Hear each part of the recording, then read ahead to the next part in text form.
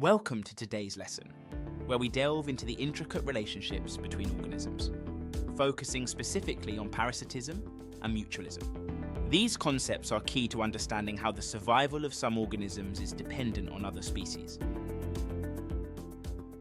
In our lesson today, we will explore some specific examples of how different species interact within an ecosystem. We will describe the nature of parasitism, where one organism benefits at the expense of another, and mutualism, where both organisms involved gain benefits. We will also explore their real-world implications. These interdependent relationships are vital for maintaining the balance and health of ecosystems. So far, you have learned about interdependence, where organisms rely on each other to survive and interact within an ecosystem. This knowledge allows us to explore some more specific examples of interdependence, where either one or both organisms benefit from an interaction. Understanding parasitism and mutualism illustrates the complexity of ecological interactions. It shows how species can be interconnected in ways that influence their survival and evolution. This insight is crucial for appreciating the delicate balance of natural ecosystems and the roles different species play in maintaining that balance. Let's get started.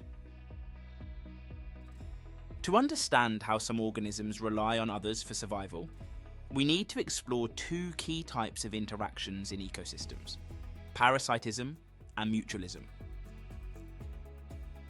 Parasitism is a relationship where one organism, the parasite, lives in or on another organism, the host. The key characteristics of parasitism include dependence on the host. Parasites depend on their hosts for resources like food and shelter. The parasite benefits from this relationship, while the host often suffers harm. The host usually gains no benefit from the parasite and can even be negatively affected, sometimes suffering from diseases or weakened health. For example, consider fleas and dogs. Fleas are small parasites that attach to dogs and feed on their blood. This relationship showcases parasitism. Fleas benefit by getting a constant food supply, the dog's blood. The dog is harmed because fleas can cause itching, skin infections, and even transmit other parasites or diseases. In this example, the parasite, flea, relies on the host, the dog, for survival, benefiting at the host's expense. Mutualism is a type of interaction where both species involved benefit from the relationship. This is a more positive interaction compared to parasitism. Both organisms in the relationship gain something that helps them survive or reproduce. A classic example of mutualism is the relationship between bees and flowering plants. Let's break down how each benefits the other. Bees collect nectar from flowers as a food source. This nectar provides them with energy and nutrients. While collecting nectar, bees also pick up pollen from the flowers. As the bees move from one flower to another, they inadvertently spread this pollen, aiding in the plant's reproduction process by pollinating the flowers. In mutualism, both organisms are essential for each other's survival and perform roles that directly benefit the other. Bees get the food they need, and flowers get to reproduce thanks to the bees' pollination efforts. These interactions are foundational in ecosystems and influence the balance and health of communities. For example, conservation efforts. Knowledge of these interactions can guide conservation strategies. For instance, protecting bees is vital for the pollination of many plants, including crops. It can also impact agriculture and disease control. Understanding parasitism helps in controlling pests and diseases that affect livestock and crops. Let's work through some questions to consolidate our knowledge about parasitism and mutualism and how they demonstrate the interdependence of organisms. Question 1. Mistletoe grows on the branches of a tree.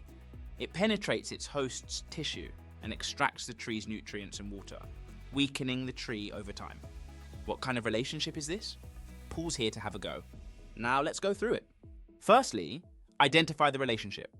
The tick benefits via nutrients and water from the tree, but the tree weakens over time. Next, clarify the type of dependency.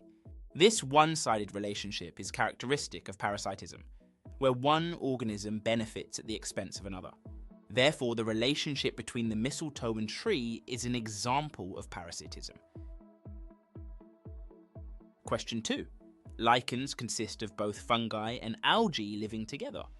The fungi provide structure and absorb nutrients while the algae conduct photosynthesis to provide food. What type of relationship do lichens illustrate? Pause here to have a go. Now let's go through the answer. Firstly, identify mutual benefits.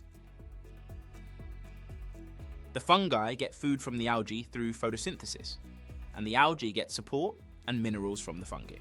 Next, determine the relationship type.